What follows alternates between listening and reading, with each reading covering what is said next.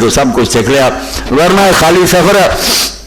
ساری دنیا کے لوگ سوچتے ہیں، پوچھتے غیر مسلم پوچھتے بے اسلام ایڈا بت پرستی کا مخالف ہے، تھی آدھے اللہ تو سوا کہ پوجا نہیں کرنی، تھی کی کرتے جی ایک کوٹھا جن متھا ٹیک دے جو منہ کر کے نمازاں پڑھ دے، اسی انہوں نے یہ سمجھانا کہ بندے کو خدا دیو تین شاید وکھریاں وکھریاں، ایک مسجود علیہ کہ کسی شاید سے سجدہ کیا جیسے اسی صفحہ تے کر دیں، کوئی جان ماز سے کرتا وہ زمین میں نہیں کرتے اس پر کرتے وہ مسجود علیہ ہوگا، ایک مسجود علیہ الف لام کس طرف کرتے ہیں وہ شاید ادھر منہ کر دیں یہ کعبہ، ایک مسجود لہو کس کو کرتے ہیں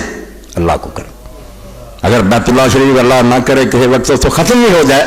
دشمن ختم کرنے یا مسلمان ہی ہوگی نبی مابطری جنہیں عبداللہ بن زبیر نے شہید کرتا اور دیر تک سے روزے گرد اس طرح کپڑے تانتے کوئی کعبہ نہیں، نماز وضو بھی اس طرف ہے،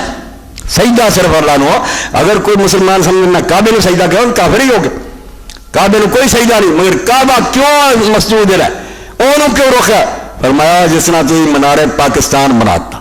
ایک یادگار قائم کرتی آن والی نسل پوچھے یار منار کیوں بنا؟ فرمایا اچھا ساری قوم نے کٹھا ہو کے فیصلہ کیا سی سانو ایک ملک چاہیے جتھا سی لا الہ الا اللہ قائم کرنا، یہ نسلوں یاد دلاوے،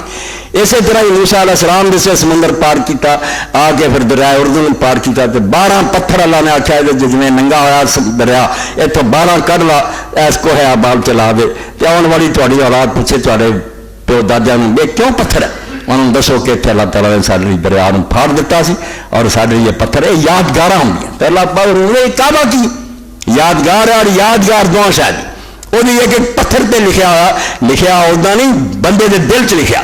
ایک پاس ابراہیم علیہ السلام بھی توحید لکھی ہے، ابراہیم علیہ السلام صرف خدا کا ہو گیا سے اور کہیں پوجا نہیں کی، تو دوسرے پاس اسماعیل علیہ السلام بھی تسلیم لکھی ہے کہ جب باپ نے آخیا بیٹا حکم ہو چکا ہے کہ میں تینوں ذبح کرنا، کہ بیٹے نے کیا کیا پھر یا بات فرما تو عمر ساتھا دے ان شاء اللہ میرا صابل ابا جی کر لو پھر تمہیں رب نے حکم دیتا، اللہ نے چاہا تھی مجھے ثابت کرو دیکھو نا اس باروں توحید